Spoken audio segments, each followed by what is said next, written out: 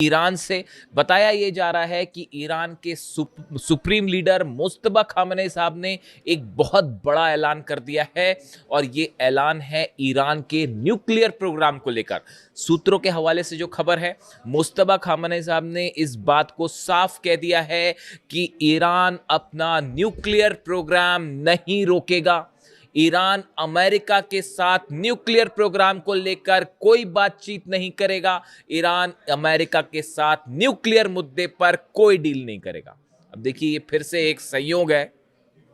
मैंने 2 दिन पहले ही जो वीडियो था, आप उस वीडियो को देखे, मैंने उसमें ये बात कही थी कि अब जो हालात हैं उसमें ईरान न्यूक्लियर मुद्दे पर कोई बातचीत नहीं करेगा। कई लोग मुझसे सवाल कर रहे थे कि ये ओमान और ईरान की जो बातचीत हो रही है, क्या डील हो जाएगी? देखिए, ये कोई डील नहीं है, इस बात को समझिए। ईरान ने ओमान के साथ मिलकर हॉर्मूज को लेकर अपने नियम, अपनी शर्तों के मुताबिक कुछ नियम बनाए हैं, जिसमें अमेरिका का कोई रोल नहीं है, जिसमें डोनाल्ड ट्रंप को शामिल नहीं किया गया है। आप तमाम एनालिसिस कर लीजिए इसका, आपको ये बात निकल के मिल जाएगी कि ईरान हॉर्मूज में जो कुछ कर रहा है अपनी शर्तों पर कर रहा है। ये कोई अमेरिका के साथ डील नहीं है और इसको डील या समझौता कहना बिल्कुल गलत होगा। तो अगर किसी को ऐसा लगता है कि ईरान कोई डील करने जा रहा है, ऐसा बिल्कुल नहीं है। हॉर्मूज में ओमान के साथ मिलके ईरान ने नेविगेशन को लेकर अपने रूल्स बनाए हैं कि जहाज कहां से आएंगे, कहां जाएंगे। इस पर हो सकता है आखिरी मुहर लग जाए। ये हॉर्मूज के मैनेजमेंट का ईरान और ओमान का फैसला है, बायलैटरल। इसमें अमेरिका की साहब कोई भूमिका नहीं है। ये कोई डील नहीं है अमेरिका के साथ। इसीलिए जेडी वेंस कह रहे हैं कि US vice president JD Vance defends the Trump administration handling of Iran negotiation, calling the task messy and Iranian officials extraordinarily difficult people. JD Vance कह रहे हैं कि ईरान के जो नेता हैं वो बहुत डिफिकल्ट है, उनके साथ डील करना, बातचीत करना बेहद मुश्किल है। जब आप अली खामेनी साहब को शहीद करेंगे तो फिर ऐसा ही होगा। ईरान में बेगुनाह लोगों का खून बहाया जाएगा, 168 बच्चियों की हत्या की जाएगी, केशम आइलैंड में छोटे बच्चों को मारा जाएगा, तो फिर उसका नतीजा यही होगा। और देखिए, मैंने आपको पहले ही कहा था, ईरान न्यूक्लियर मुद्दे पर कोई बातचीत, कोई डील नहीं करेगा। और अब अभी कोइंसिडेंसी कह लीजिए कि अभी 48 घंटे हुए हैं, ये बात मैंने अपने वीडियो में रखी थी, और अब खबरें हैं कि ईरान के सुप्रीम लीडर ने इस बात को साफ कर दिया है कि किसी तरह का न्यूक्लियर निगोशिएशन अमेरिका के साथ, डोनाल्ड ट्रंप के साथ नहीं किया जाएगा। जो उन्होंने बड़ी बात कही है, परमाणु प्रोग्राम ईरान नहीं रोकेगा, ये बहुत बड़ा ऐलान है मुस्तफा खामेनी साहब का। इस ऐलान ने बहुत सारी चीजों को हरी झंडी दे दी है। आप समझ रहे हैं मैं कहना चाह रहा हूं, क्या कहना चाह रहा हूं? बहुत सारे प्रोग्राम्स को हरी झंडी दे दी गई है। इसके साथ उन्होंने ये कहा, अमेरिका के साथ दबाव में किसी तरह की कोई बातचीत या डील नहीं की जाएगी। ये साफ ऐलान कर दिया गया है कि अमेरिका के साथ कोई दबाव नहीं चलेगा, अमेरिका का किसी तरह का कोई दबाव में कोई डील, कोई बातचीत नहीं की जाएगी। दूसरा बड़ा ऐलान है मुस्तफा खामेनी साहब का। तीसरा, ईरान की सेना हर हमले का करारा जवाब देगी। बताया जा रहा है उन्होंने आईआरजीसी सेना को, सुप्रीम सिक्योरिटी काउंसिल के सदस्यों को यह बात साफ कर दी है कि ईरान पर अगर कोई भी हमला होता है तो बिना देर किए उसका करारा जवाब दिया जाए। अगर ईरान के एनर्जी स्टेशंस पर हमले होते हैं, ऑयल स्टेशंस पर हमले होते हैं, तो उसका फौरन और उससे बड़ा जवाब दिया जाए। इसके साथ ही जो मेरे पास सोर्सेज हैं उसके मुताबिक ये खबरें हैं कि ईरान के डिफेंस इंडस्ट्री से जुड़े जितनी उद्योग हैं, खास तौर पर जो हथियार बना रहे हैं, मिसाइल्स बना रहे हैं, ड्रोन्स बना रहे हैं, एम्यूनिशन बना रहे हैं, इनका प्रोडक्शन तेजी से आगे बढ़ाने के आदेश दे दिए गए हैं। कि वहाँ देखिए, ईरान में नॉन स्टॉप मिसाइल्स बनती हैं, ड्रोन्स बनते हैं, और अब ये आदेश आ गए हैं कि इसकी स्पीड और बढ़ाई जाए। बेहद ही गौर करने वाली बात है। उन्होंने ये भी साफ कर दिया है कि ईरान का हर फैसला वो होगा जो ईरान की जनता चाहेगी और ईरान के इंटरेस्ट में होगा, ईरान के हित में होगा। ये 5-6 बातें उन्होंने कही हैं।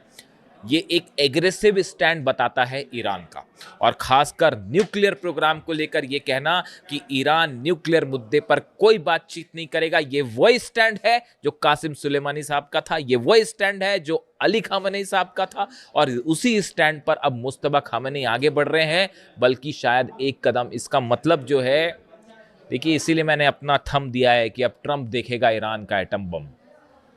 क्या इसका मतलब ये निकाला जाए कि ईरान ने अब ये महसूस कर लिया है कि अब वक्त आ गया है एटम बम बनाने का? क्या अब वक्त आ गया है एनरिचमेंट को उस लेवल पर ले जाने का जो पहले रुका हुआ था? देखिए, अली खामेनी साहब ने न्यूक्लियर बॉम्ब नहीं बनाया। वो हमेशा इस बात को कहते रहे कि हम ऐसा कोई हथियार नहीं बनाएंगे, तो उनको हमला करके आपने शहीद कर दिया। जो शख्स, जो नेता ईरान के न्यूक्लियर बम बनाने के पक्ष में नहीं थे, उनको हमला करके आपने शहीद कर दिया, और उसका नतीजा ये है कि अब ईरान का न्यूक्लियर बम हो सकता है। कई लोग ये कह रहे हैं कि ईरान अब न्यूक्लियर बम बनाएगा और डोनाल्ड ट्रंप देखेंगे कि कैसे ईरान जो है वो अपने आप को न्यूक्लियर शक्ति घोषित करेगा। क्या पूरा मामला उस दिशा में आगे बढ़ रहा है? देखिए, इसकी वजह है, इसकी 2-3 वजह हैं। पिछले कुछ वक्त में ये जितने वॉर हो रहे हैं, इस बात को समझिए आप, ये जितने वक्त वॉर हो रहे हैं, चाहे रूस और यूक्रेन की जंग हो, चाहे अमेरिका ईरान की जंग हो, इजराइल का लेबनान को लेकर, गाजा को लेकर जो स्टैंड है, उधर नॉर्थ कोरिया के ऊपर दबाव है, आप देखिए ये जितने हालात हैं ये खत्म नहीं हो पा रहे, खत्म नहीं हो पा रहे। एक बार जंग शुरू हो रही है, वो चलती जा रही है, एक हमला इनका, फिर एक हमला इनका, फिर सीज फायर, फिर हमला, फिर हमला, ये खत्म नहीं हो रहा। लेकिन हमले कहाँ नहीं हो रहे, जरा नोट करिए आप। नॉर्थ कोरिया पर अटैक हुआ क्या?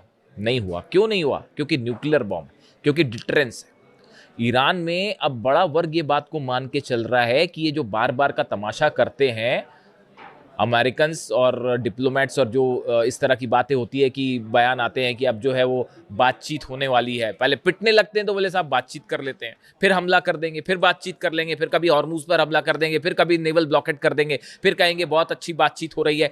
इसको अगर खत्म करना है, ईरान के ऊपर 30 साल से जो सैंक्शंस लगे हैं, अगर इसको खत्म करना है तो ईरान का एक बहुत बड़ा वर्ग ये मानता है कि एटम बम बना लिया जाए, एटम डिटरेंस घोषित कर दिया जाए, एटम बम जो है उसका परीक्षण कर लिया जाए, ताकि मामला ही खत्म हो।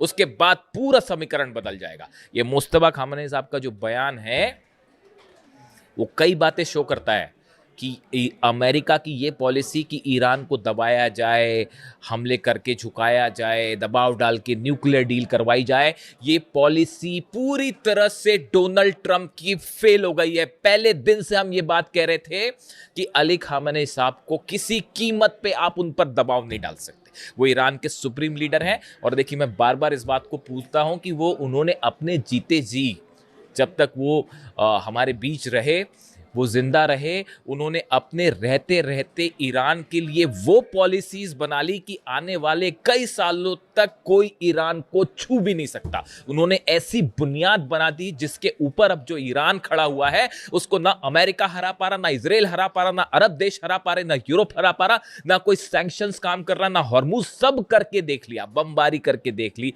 टॉम हॉक मार के देख ली, F-35 मार के देख लिए, जंग करके देख ली, सैंक्शन लगा के देख लिए, लेकिन अली खामेनी साहब ने ईरान को उस किले में बदल दिया, मजबूत किले में, जिसको कोई नहीं जीत सकता। ये योगदान है इतिहास में अली खामेनी साहब का, जो हमेशा याद रखा जाएगा।